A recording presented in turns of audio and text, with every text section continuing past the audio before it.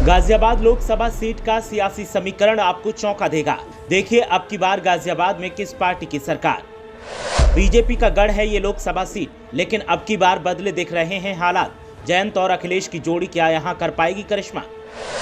देखिए क्या कहते हैं जातीय समीकरण और क्या कहता है आवाम का रुख।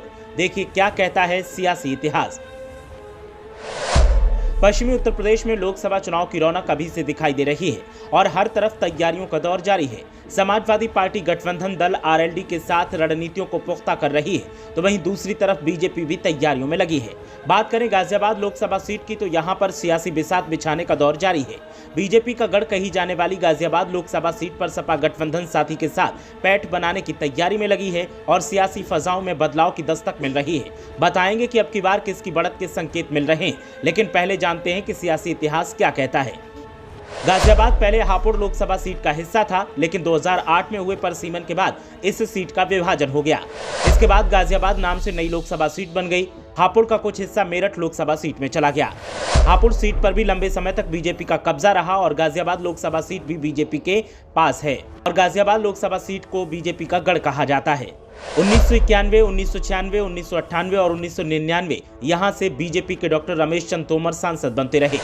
2004 के लोकसभा चुनाव में कांग्रेस के सुरेंद्र प्रकाश गोयल ने बीजेपी की जीत का सिलसिला तोड़ा और जीत हासिल की। 2009 के लोकसभा चुनाव में बीजेपी से राजनाथ सिंह ने जीत हासिल की और 2014 और 2019 के लोकसभा चुनाव में बीजेपी ने ही जीत हासिल की। वैसे तो गाजियाबाद पर बीजेपी का एक छत्र राज रहा है, लेकिन अब की बार बदलाव का दावा किया जा रहा है और दावा किया जा रहा है कि इस बार गठबंधन यहां से बाजी मार लेगा। दावों के बीच चलिए जानते हैं कि जातीय समीकरण क्या कहता है।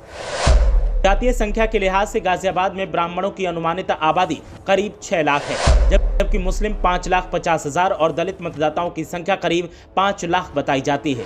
क्षत्रियों की संख्या 2,50,000 और वैश्य मतदाताओं की संख्या करीब 2,50,000 बताई जाती है। गाजियाबाद लोकसभा सीट पर जाट मतदाताओं की संख्या भी करीब 2 लाख बताई जाती है। साथ ही अन्य समाज के भी मतदाता अच्छी खासी तादाद में हैं।